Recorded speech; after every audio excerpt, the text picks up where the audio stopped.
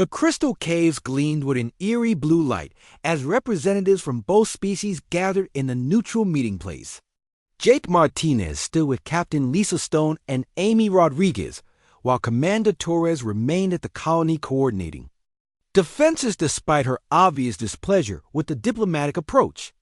On the other side of the cavern, Zero waited with Elder Corvash and 3 Velkari warriors, their skin shifting through nervous patterns of color. The tension in the air was thick enough to cut as both groups studied each other warily. This was the first time members of the two species had met face-to-face in a peaceful setting, and decades of evolution had not prepared either side for such an encounter. Elder Corvash stepped forward, his ancient voice carrying clearly through the cave. As Zero's translation device processed his words, "I am Elder Corvash of the Velkari clans. We come here because young Zero believes our peoples face a common enemy. But I must speak honestly. Your kind terrifies us. We have watched you kill and consume the flesh of creatures we thought unconquerable." Jake limped forward, his injury still visible, but his expression earnest. "I understand your fear, Elder, but we don't hunt for pleasure or cruelty. We hunt because the shadow moths threaten our families and our home. We eat their flesh because our bodies need nutrients we can't get from the plants on your world. You kill because you must, not because you choose." Elder Corvash asked, his skin shifting to thoughtful purple. "Exactly," Lisa confirmed. "We're not predators by nature. We're survivors adapting to a dangerous environment." Zira translated rapidly as the Velkari warriors whispered among themselves in amazement. The concept of necessity rather than bloodlust was difficult for their peaceful species to grasp, but it made the humans seem less like monsters and more like desperate beings trying to protect their young. The conversation was interrupted by a low rumbling that seemed to come from deep within the earth itself. Both groups fell silent as the sound grew stronger, accompanied by the distant roar of multiple shadow moths calling to each other in the darkness. Amy checked her portable scanner, her face pale with worry. The heat signatures are moving again. They're leaving the gathering place and spreading out in all directions. "Toward both our settlements," Elder Corvash observed grimly. "Whatever commands them has decided the time for patience is over." Jake studied the scanner data with his hunter's experience. "Look at the movement patterns. They're not just attacking randomly. This is coordinated, strategic. Something with intelligence is directing them." "But what?" Zira asked, her skin flashing white with fear. "Neither of our peoples has ever encountered anything that could control shadow moths." The answer came from an unexpected source. Amy's scanner began picking up a new signal, something massive moving through the deep forest with purposeful steps. The signature was unlike anything they had seen before, larger than a shadow maw, but with different energy patterns. "There," Amy whispered, pointing at her display. "That's what's been controlling them." The signal was moving directly toward the crystal caves, drawn perhaps by the energy resonance that kept smaller predators away. As it approached, the rumbling grew louder, and the very walls of the cave began to vibrate. "We need to leave," Lisa said urgently. "If that thing is coming here, we're trapped." But before anyone could move, the entrance to the cave was blocked by a shadow that seemed to absorb the crystal light itself. What emerged from the darkness was a nightmare beyond anything either species had imagined. The creature that entered the cave was ancient beyond measure, its body a fusion of organic flesh and metallic components that suggested intelligence far older than either human or Velkari civilization. It stood 15 feet tall on 6 legs, each one ending in claws that could tear through rock. Its head bore multiple eyes that glowed with cold intelligence, and when it spoke, its voice resonated directly in their minds rather than through sound. "Young species," the creature said, its mental voice carrying contempt and hunger, "you have disturbed my feeding grounds with your conflicts and your noise. It is time for you to serve your proper purpose." Jake stepped protectively in front of the group, his weapon ready despite the hopelessness of the situation. "What are you?" "I am the harvester," the creature replied. I have slept beneath this world for 1,000 years, waiting for intelligent prey to mature. Your species have grown numerous enough to be worth harvesting. The simple beasts I have controlled were meant to drive you together, to gather you in one place for easier collection. Elder Corvash's skin went pure white with terror, but his voice remained steady. You've been using the shadow maws to herd us like livestock. Precisely. But your unexpected cooperation has accelerated my timeline. No matter. I will take what I need from both your settlements tonight. The harvester raised one massive claw, and through the cave entrance came the sounds of approaching Shadowmaw packs responding to their master's call. Both human and Velkari settlements were about to be simultaneously attacked by creatures, coordinated by an intelligence that had been planning their destruction for generations. But as the first Shadowmaws appeared in the cave entrance, something unexpected happened. Jake Martinez stepped forward to place himself between the ancient predator and the mixed group of humans and Velkari behind him. If you want them, you'll have to go through me first. Zero watched in amazement as the human she had once thought was a bloodthirsty monster willingly faced certain death to protect beings of both species. Elder Corvash saw the same thing, and his understanding of human nature shifted completely. Brave but foolish, the harvester commented. One small being cannot stand against my servants. Maybe not, Jake replied, checking his weapons charge. But he doesn't have to stand alone. Elder Corvash moved to stand beside Jake, his elderly frame trembling but determined. Young Zero was right. We share common enemies, and we should face them together. One by one, the other beings in the cave joined them. Lisa and Amy took positions with their weapons ready, while the Velkari warriors activated their energy guns. Zero stood between the two groups, her translation device allowing perfect coordination as they prepared for the fight of their lives. The battle that followed was fierce and desperate. The harvester commanded its Shadowmaw servants with tactical precision, sending them in coordinated waves that tested every skill the defenders possess. But something remarkable happened as the fight progressed. Jake's hunting experience combined with Velkari energy weapons created devastating effectiveness against the attacking beasts. When human ammunition ran low, Velkari warriors shared their power cells. When Velkari warriors were overwhelmed by close combat, human fighters stepped in with protective fire. Zira found herself fighting alongside Jake Martinez, the being she had once feared above all others. She watched him take wound after wound protecting her people, never retreating, never abandoning his position. This was not the behavior of a savage predator. This was the behavior of a guardian. The turning point came when Amy Rodriguez used her scientific knowledge to identify a weakness in the harvester's control system. The metallic components grafted to its body were vulnerable to feedback from the Velkari energy weapons if targeted precisely. The neural interface on its head, Amy shouted over the sounds of battle. If we can overload it, we might break its control over the Shadowmaws. Elder Corvash and Jake coordinated the final assault, their combined tactics overwhelming the ancient creature's defenses. Velkari energy beams struck the harvester's control systems just as Jake delivered a critical strike to its primary sensory array. The effect was immediate and dramatic. The harvester's mental commands to its servants cut off abruptly, leaving the Shadowmaws confused and directionless. Without coordination from their master, the great beasts reverted to their natural solitary behavior and fled into the deep forest. The ancient creature itself collapsed, its hybrid body finally succumbing to damage accumulated over centuries of existence. As it died, its last mental words carried a warning that chilled both species. Others sleep beneath distant worlds. They will come when they sense my failure. You have won one battle, not the war. In the aftermath of the fight, as both groups tended their wounded and processed what had happened, Zira approached Jake Martinez. Her skin was cycling through colors of gratitude and wonder as she spoke. I thought you were a monster, she said simply. I thought your people were demons who killed for pleasure. I was wrong about everything. Jake smiled despite his new injuries. And I thought your people were trying to use the Shadow Maws against us. We were both wrong. Fear makes us see enemies where we should see allies.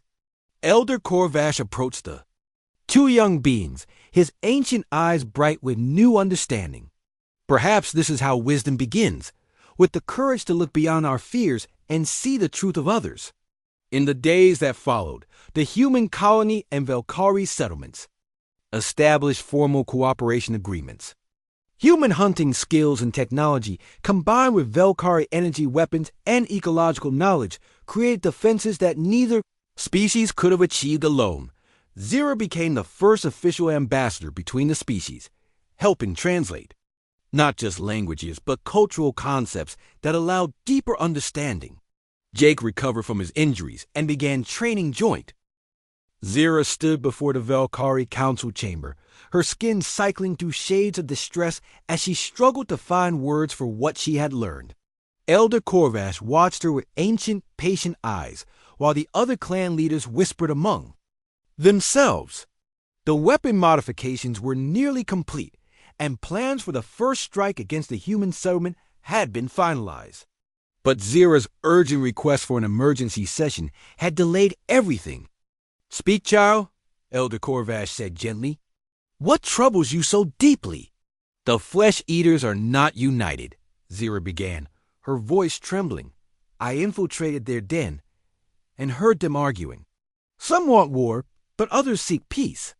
The scarred leader, the one who killed Shadow Maws, he spoke of protecting our young. He wants to warn us of a greater danger." Kes stepped forward, his skin flashing angry red. "Sister, you risk yourself to spy on the predators again? What madness drives you to such foolishness?" "The same madness that drives me to try to save our people," Zira replied, standing straighter. "There is something in the deep forest, something that controls the Shadow Maws. The Flesh Eaters fear it as much as we do." Elder Tysa laughed bitterly. "You ask us to believe that beings who hunt Shadow Maws for food could fear anything. Child, your curiosity has clouded your judgment. Listen to me," Zira pleaded. Their machines detected massive movements in the darkness. Shadow Maws are gathering in numbers never seen before. Something is calling them together, organizing them. Neither our people nor the Flesh Eaters know what commands such power. The council chamber fell silent as the implications sank in. For generations, the Velkari had lived in terror of individual Shadow Maws. The thought of dozens or hundreds working together was beyond their worst nightmares. Elder Corvash stroked his chin thoughtfully.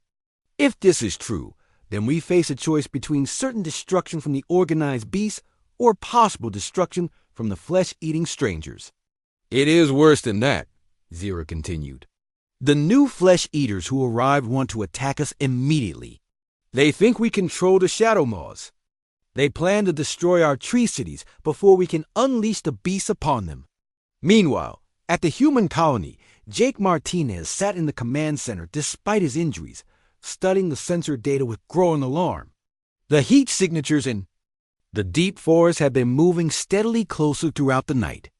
Whatever was organizing the Shadow Maws, it was preparing for something big. Commander Torres paced behind him, her military bearing rigid with determination. "The alien settlements are positioned in a defensive ring around our colony. Classic encirclement tactics.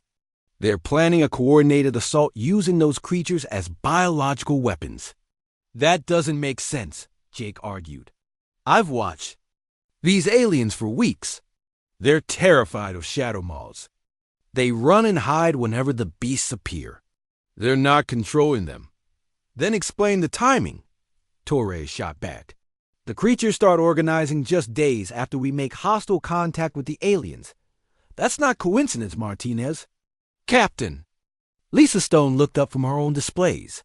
"Jake has a point. Our behavioral analysis suggests these aliens are herbivorous. Their settlements are built in the treetops, classic prey species adaptation. Why would prey species try to control apex predators?" "Because they're more intelligent than we gave them credit for," Torres replied. "Intelligence changes everything." A smart prey species with advanced technology could absolutely find ways to weaponize local predators. Amy Rodriguez burst into the command center, her face pale with exhaustion. She had been monitoring the sensor arrays all night, tracking the mysterious movements in the forest. "Commander, the heat signatures have stopped moving," she reported. "They're all gathered in a clearing about 5 miles northeast of here. I'm reading at least 20 large contacts, maybe more." Jake struggled to his feet, ignoring the pain from his injuries. "I need to see this for myself." "Absolutely not," Torres said firmly. "You're in no condition for field work, and we're not. Risking our best scout on a reconnaissance mission when we should be preparing defenses." "Then let me try to contact the aliens," Jake suggested. "If they're really planning to use those creatures against us, I might be able to negotiate. And if they're not behind this, we need to warn them." Torres stared at Jake as if he had completely lost his mind. "Negotiate with hostiles who shot at you 3 days ago? Martinez, I think your injuries are affecting your judgment."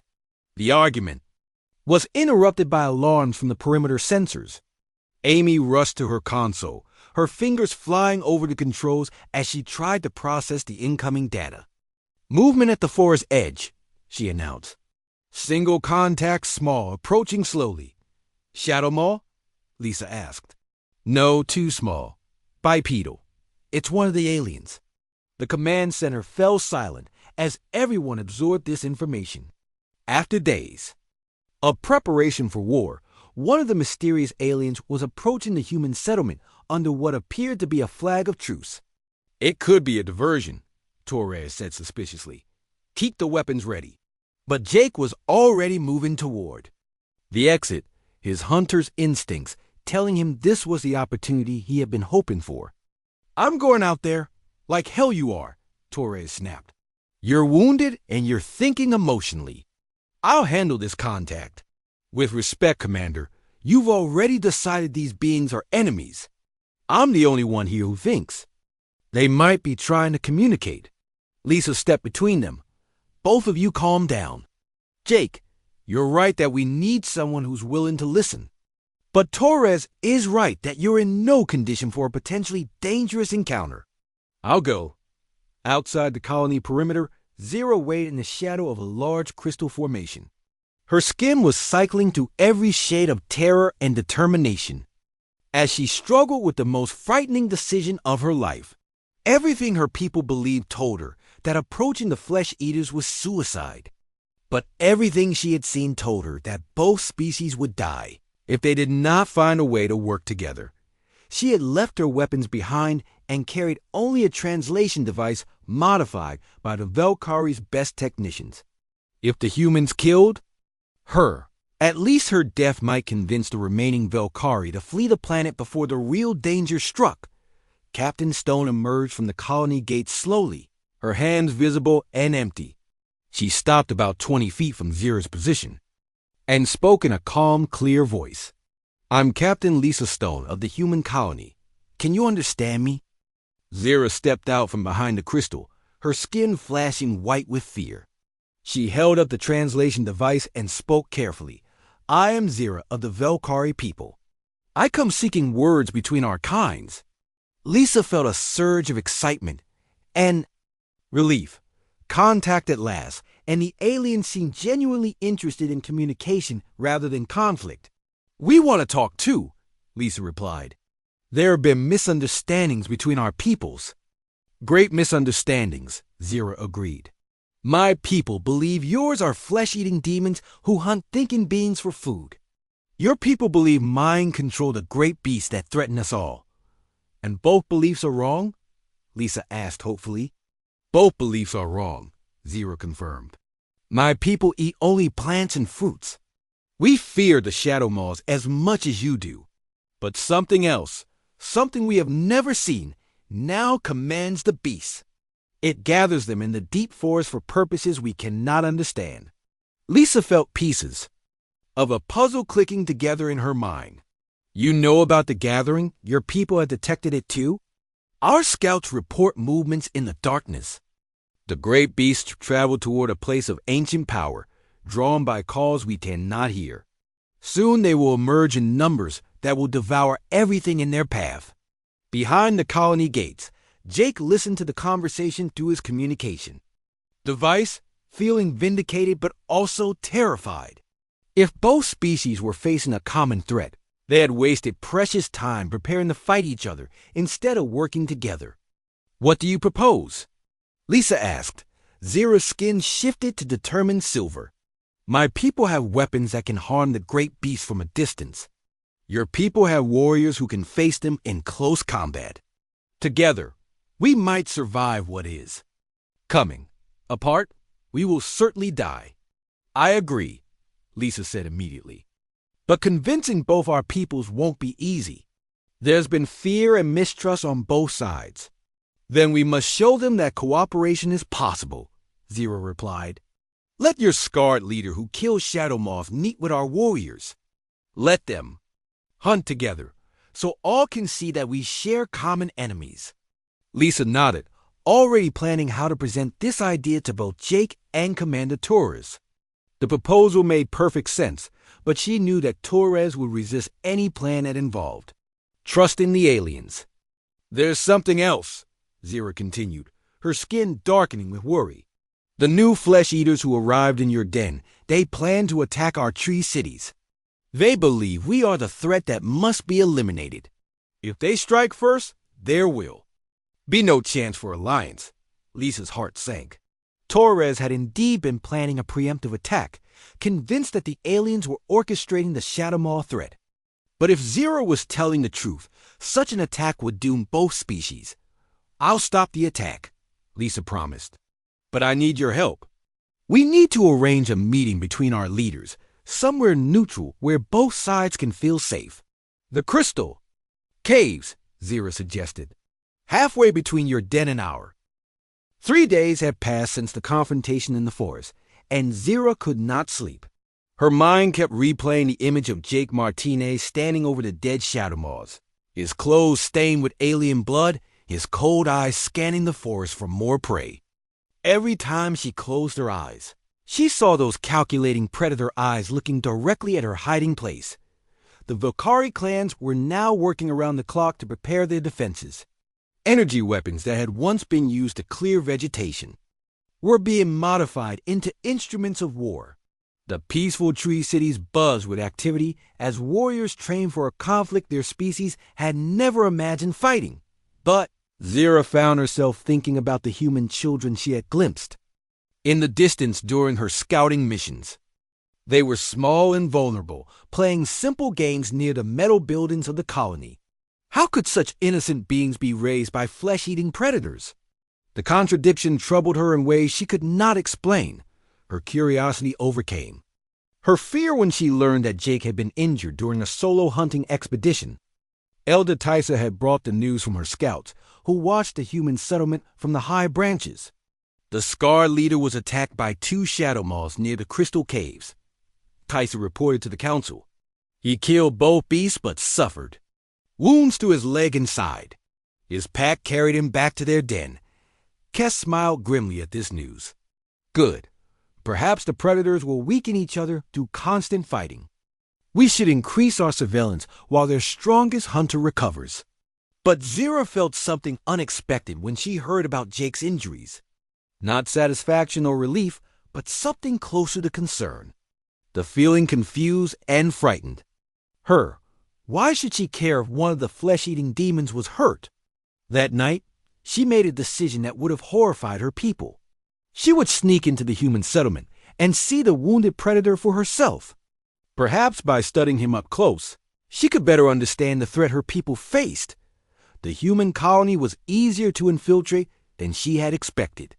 The metal buildings cast deep shadows, and the guards were focused on watching the forest, rather than looking for intruders already inside their perimeter. Zira's natural camouflage abilities allowed her to blend with the darkness as she moved between structures. She found Jake in the medical building, lying on a flat surface while another human tended to his wounds. Through a window, she could see the male called Ryan Clark carefully cleaning cuts on Jake's leg. The injuries looked painful, but Jake endured the treatment without complaint. What surprised Zira was the gentleness in Ryan's movements. She had expected the predators to be rough and violent with each other, but this human was caring for his wounded packmate with obvious concern. They spoke in low voices, and even though she could not understand their words, their tone suggested friendship rather than the harsh dominance she had imagined. Her observation was interrupted by voices approaching the medical building. Zira pressed herself against the wall as two humans walked past her hiding place.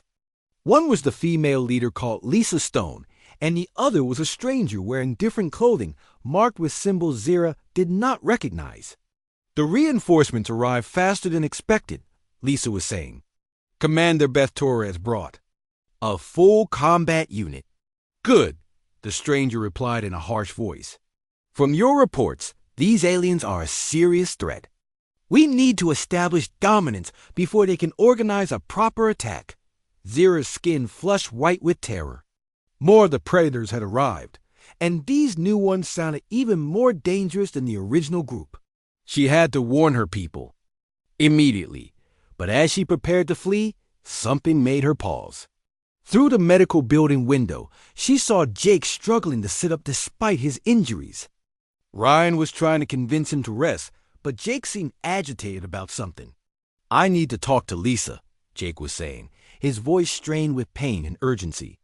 Those aliens, they were protecting children. This isn't what Torres thinks. It is. Ryan helped Jake to his feet, supporting him as they walked slowly toward the door. Zira shrank back into the shadows as they emerged from the building and headed toward the central command structure. Her curiosity overrode her fear once again. She followed the two humans, staying hidden in the darkness between buildings. When they entered the command center, she found a position near a window where she could see and hear what happened inside.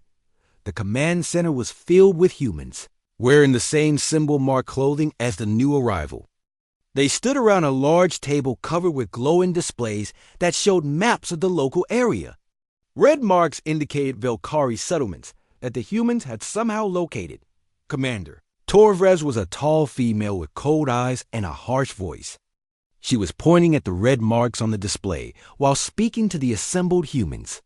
The alien presence is more extensive than we initially believed, she was saying. They have settlements throughout this forest region, and they're clearly coordinating their activities. The attack on Martinez's team was probably a probe to test our defenses. Jake limped into the room, supported by Ryan and Lisa. Despite his injuries, he spoke with firm conviction. Commander, I think you're misunderstanding the situation. Those aliens weren't attacking us. They were protecting their young. I heard children's voices right before the shooting started. Torres turned to face Jake, her expression skeptical. You think they were defending themselves? I know they were, Jake insisted. They only opened fire after I moved toward where the children were hiding. From their perspective, I must have looked like I was going to attack helpless young. Or they were using their young as bait to lure you into an ambush, Torres countered. Either way, they demonstrated hostile capabilities. We need to neutralize the threat before they can strike at our civilians. Lisa stepped forward, her voice diplomatic but firm. Commander, Jake has more experience with the local predators than anyone. If he thinks these aliens aren't inherently hostile, maybe we should consider attempting communication. Communication? Torres laughed harshly. Captain, these beings have advanced energy weapons and they've shown willingness to use them against humans. In my experience, the only communication predatory species understand is superior firepower. Zira listened in growing horror as the humans planned what sounded like an attack on her people. But she was also confused by the disagreement between them. The scarred leader, Jake, seemed to be arguing against violence, while the new arrival wanted to strike first. The conversation was interrupted when Amy Rodriguez rushed into the command center, her face pale with alarm. Captain, we have a problem, Amy announced. The sensor arrays are picking up massive movement in the deep forest. Something big is stirring up the local ecosystem. All the humans gathered around Amy's displays, which showed heat signatures, moving through the darkest parts of the woodland. The signatures were huge, much larger than the shadow moths that Jake's team had been hunting. How many? Lisa asked. At least a dozen, maybe more. They're all converging on this area from different directions. It's like something is calling them together. Jake studied the data, his hunter's instincts alert despite his injuries. That's not normal shadow moth behavior. They're solitary creatures. They don't form packs. Unless something is organizing them, Torres said grimly. Captain, this changes everything. If these aliens can control the local predators, they're an even greater threat than we thought. Zira watched in stunned silence as the humans prepared for what they believed was an alien-controlled attack. But she knew the truth that terrified her even more than the human weapons. The shadow moths were not being controlled by the Valkyrie. Her people were as frightened of the great beasts as ever. Something else was organizing the predators, something that neither humans nor Valkyrie had encountered before. And while the two intelligent species prepared for war against each other, the real threat was gathering in the darkness of the deep forest. Jake seemed to realize this as well. Despite the pain from his injuries, he stood as straight as he could and addressed both Torres and Lisa. We need to warn the aliens, he said firmly. Whatever is stirring up the shadow moths, it's going to threaten them as much as us. We should be working together, not preparing to fight each other. Torres stared at Jake as if he had lost his mind. Warn the aliens? Martinez, those being shot at you 3 days ago. They're the enemy. No, Jake replied quietly. They're not. They're just scared, the same as we are. And if we don't figure out how to communicate with them soon, we're all going to be dead when whatever is controlling those shadow moths decides to attack. As Zira crept away from the human settlement, her mind raced with new fears and confusions. The humans were not united in their desire for war. Some of them, like Jake, seemed to want peace. But others, like Torres, spoke of her people as enemies to be destroyed. More troubling was the news about the shadow moths gathering in unprecedented numbers. The Valkyrie had no knowledge of anything that could control the great predators. If such a force existed, it threatened both species equally. She reached the edge of the forest as the first. Light of dawn touched the purple trees. Behind her, the human settlement was coming to life as workers began their daily routines. Ahead of her lay the tree cities of her. The great council chamber of the Valkyrie had never seen such chaos. Representatives from 12 different clan trees had gathered within hours of Zira's report, their translucent skin flickering through every shade of fear and anger. Elder Corvash sat at the center of the curved chamber, his ancient face grave as he listened to the heated discussions around him. We must leave immediately, declared Kess, Zira's older brother, his skin flashing aggressive orange. If these flesh eaters can kill shadow moths for food, they will hunt us next. We are smaller, weaker, easier prey. Elder Tysa from the northern clans disagreed, her skin pulsing worry blue. We cannot abandon our homeworld based on one sighting. Perhaps young Zira misunderstood what she saw. I know what I saw, Zira insisted, her voice steady despite her fear.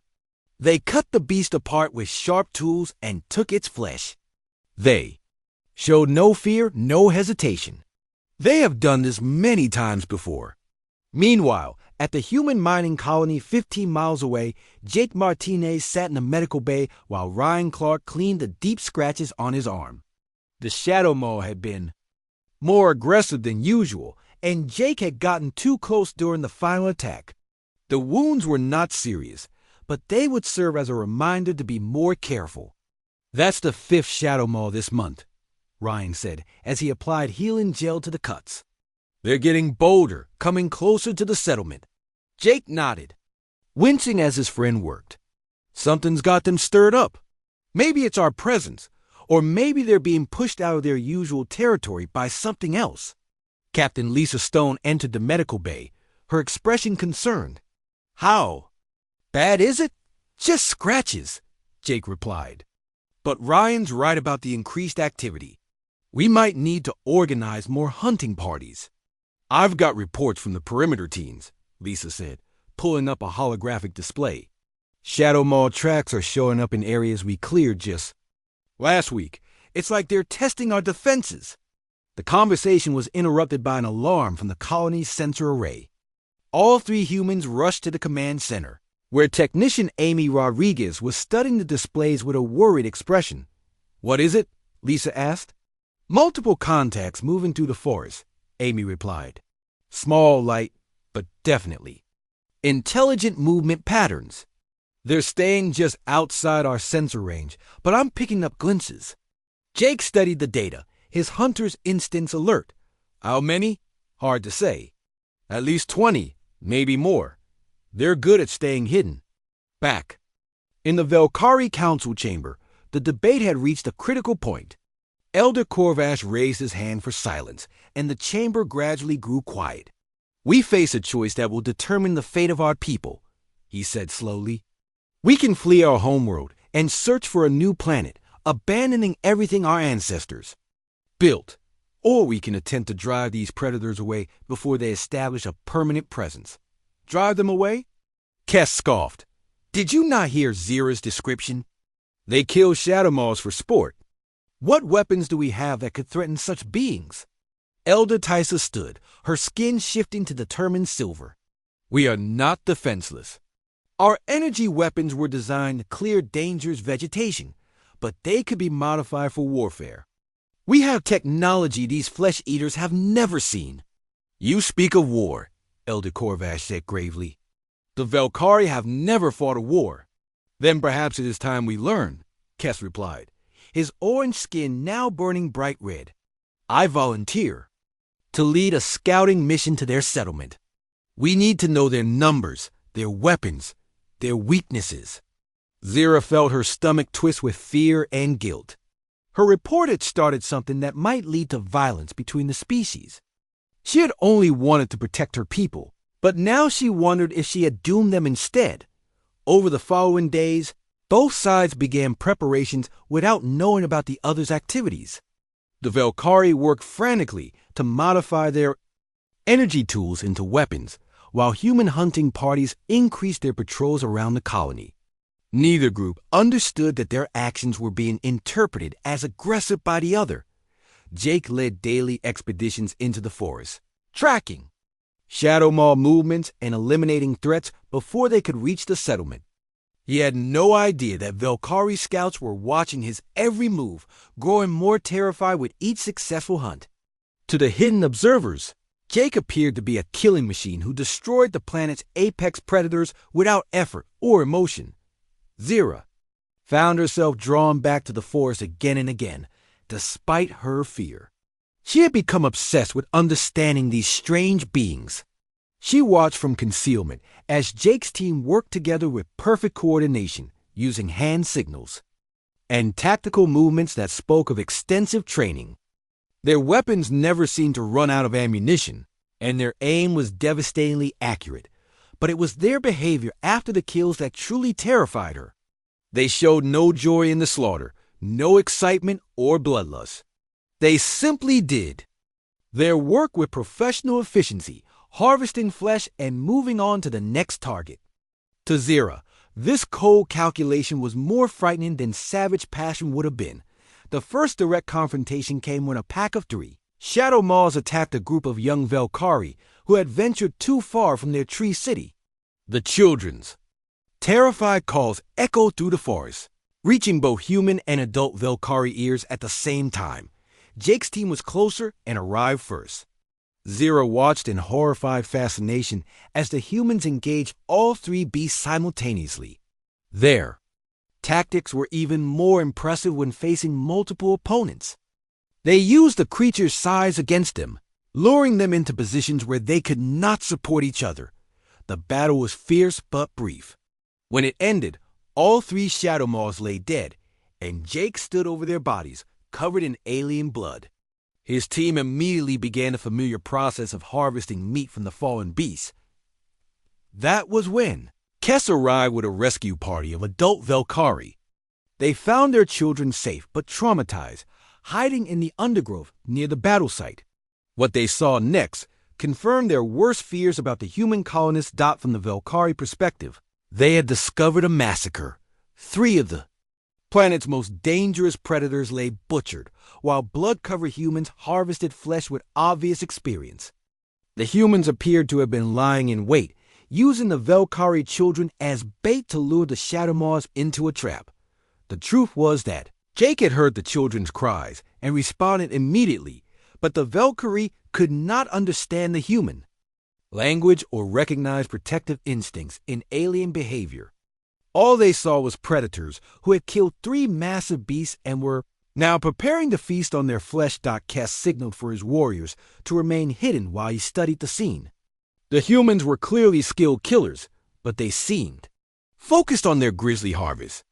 Perhaps they could be caught off guard, but Jake's combat instincts had detected the hidden watchers.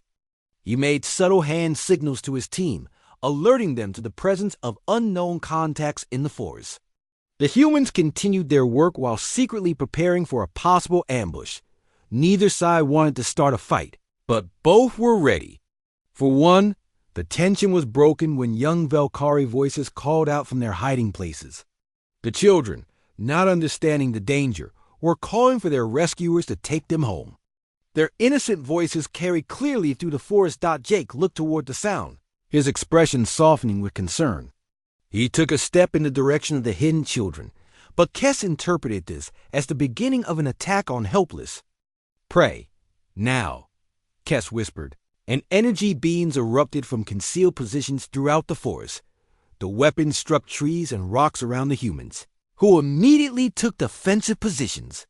Jake shouted something in his harsh language, but the Velkari could not understand his words. To them, he sounded like a predator calling to his pack. Return fire came from the human weapons, projectiles that shattered crystal formations and left smoking craters in the purple trees. The Velkari had never seen such destructive power from handheld weapons. The skirmish lasted only seconds before both sides realized they were endangering the very children they were trying to protect. Jake called for a ceasefire while Kess ordered his warriors to stop firing. The forest fell silent except for the frightened whimpers of young Velkari. Slowly, carefully, both groups backed away from the confrontation. The humans gathered their harvested meat and retreated toward their settlement. The Velkari collected their children and faded back into the deep forest. Neither side had been seriously injured, but both now knew that the other was armed and dangerous.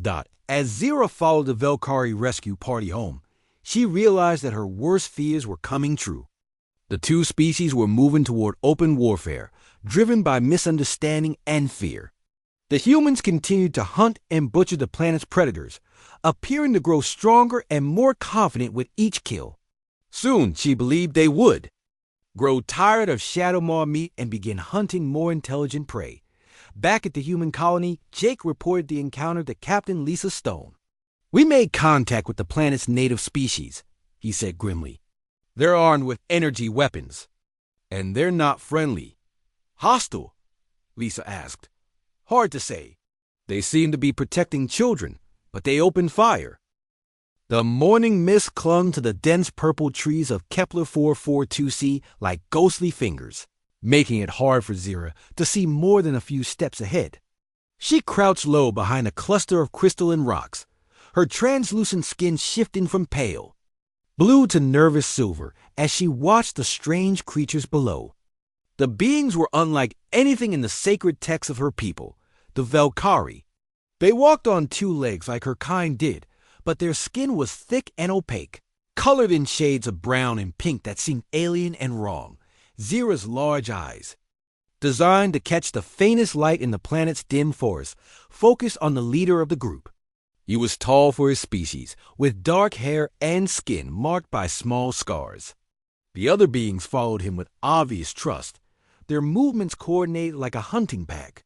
But these were not the graceful, flowing movements of Velkari hunters, who gathered sweet fruits and tender leaves. These movements were sharp, purposeful, predatory. The scarred leader held a long metal stick in his hands, pointing it toward the deeper parts of the forest. His mouth moved, making harsh sounds that Zira's translation device could barely process. Something about tracks and territory and fresh kills. The words made her stomach twist with fear. Elder Corvash had warned her about venturing so close to the new settlement, but curiosity had always been Zira's weakness. Her grandfather figure had told stories of the metal ships that fell from the sky 6 months ago, bringing these strange beings to their peaceful world. The Velkari had watched from their hidden tree cities as the newcomers built structures of stone and metal, cutting down ancient groves and digging deep wounds in the earth. Some of the younger Velkari wanted to make contact, but the elders counseled. Patience and observation. Now, Zira understood why the elders were afraid. The group moved deeper into the forest, and Zira followed at a safe distance.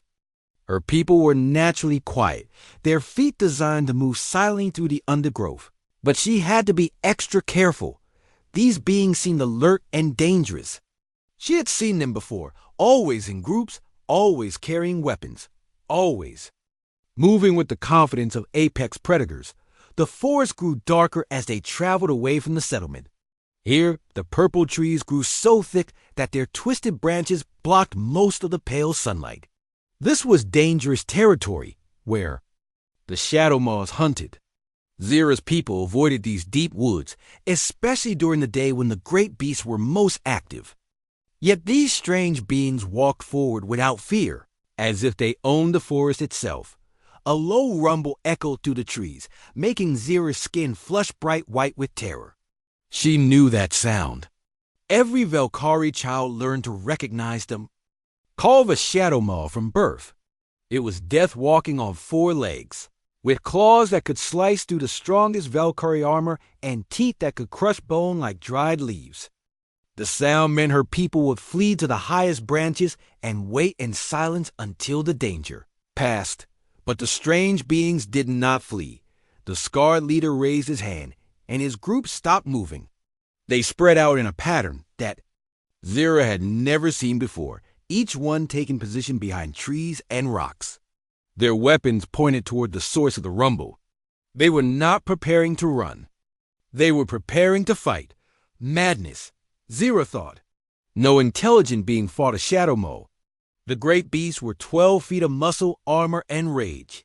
Their hide was thick enough to stop the sharpest Velkari spears, and their bioluminescent markings could hypnotize prey into standing still while death approached. Even a group of armed Velkari warriors would think twice before facing a single Shadow Maw. These beings were either incredibly brave or incredibly stupid. The rumble came again, closer this time. Through the mist, Zira could see movement between the trees. Something massive was approaching, its footsteps making the ground shake. The Velkari girl pressed herself against the rocks, trying to become invisible. Every instinct screamed at her to run, but she could not look away. The Shadow Maw emerged from the mist like something from a nightmare. Its body was covered in plates of natural armor, dark as midnight and gleaming with moisture. 6 eyes glowed along its massive head, each one the size of Zira's fist.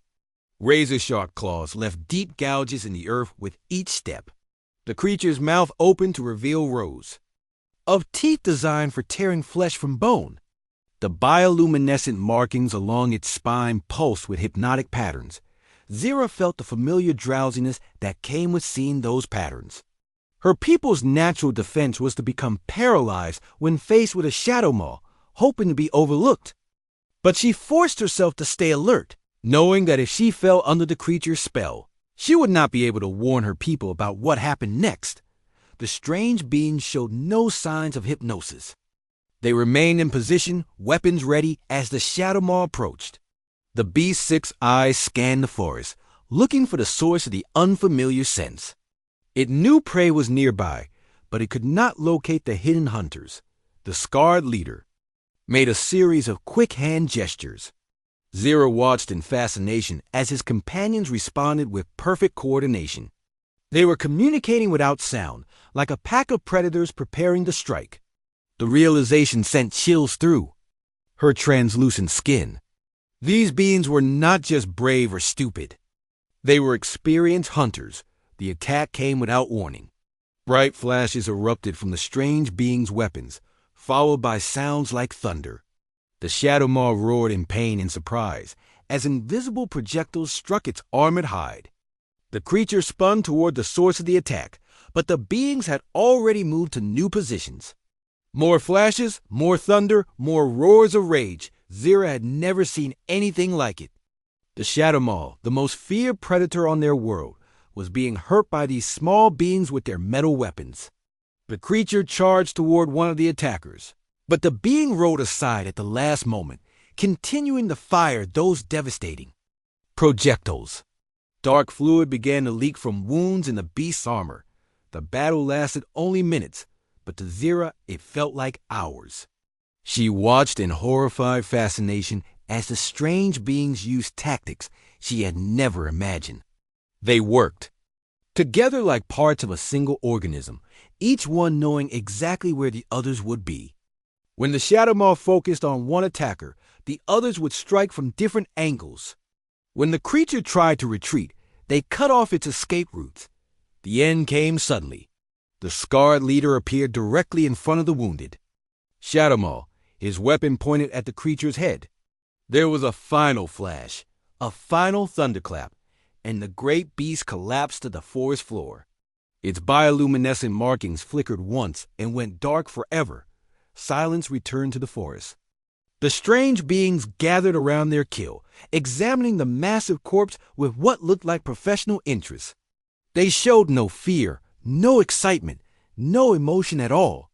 They had just killed the most dangerous predator on Kepler 442c, and they acted like it was routine. But what Zira saw next filled her with absolute terror. The scarred leader pulled a long, sharp blade from his belt and began cutting into the Shadow Maw's flesh. The other beings joined him, using similar tools to slice through hide and muscle. They worked with practiced efficiency, separating the creature into pieces. Blood covered their hands and clothes, but they continued their grisly work without hesitation. They were butchering the beast. They were harvesting its flesh. Zira's stomach lurched as she realized what she was witnessing. These beings had not killed the Shadow Maw to defend their territory or protect their young. They had hunted it for food. They were carnivores, predators who consumed the flesh of other creatures. And if they could kill and eat a Shadow Maw, what would they do to the peaceful Valkyrie? The scarred leader stood up, his hands dripping with dark blood. He looked directly toward Zira's hiding place, and for a moment she thought he had seen her. His eyes were cold and calculating, the eyes of a born killer. Then he turned away and began loading chunks of Shadow Maw flesh in the strange containers. Zira waited until the beings had finished their butchery and departed before she dared to move. When she finally crept from her hiding place, the forest floor was stained with blood and scattered with bone fragments. The smell of death hung heavy in the air. She ran all the way back to the Valkyrie settlement, her mind racing with images of blood and blades and those cold, predatory eyes. Her people needed to know what they were dealing with. These strange beings were not just visitors or neighbors. They were apex predators who killed the most dangerous creatures on their world and consumed their flesh. The Valkyrie were herbivores, gentle beings who lived in harmony with nature. How could they possibly survive on the same world as these flesh-eating demons? Zira burst into the council chamber where Elder Corvash was meeting with other village leaders, her skin flashing bright yellow with panic. "Grandfather," she gasped, using the traditional term of respect. "The strangers, the ones from the metal ships. I have seen what they truly are. They are hunters, predators worse than the Shadow Maws themselves. They kill and they eat flesh, and they fear nothing in our forests." Elder Corvash's ancient eyes widened with concern. "Child, what have you seen?"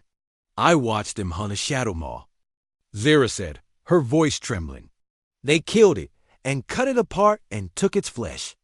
If they can do that to a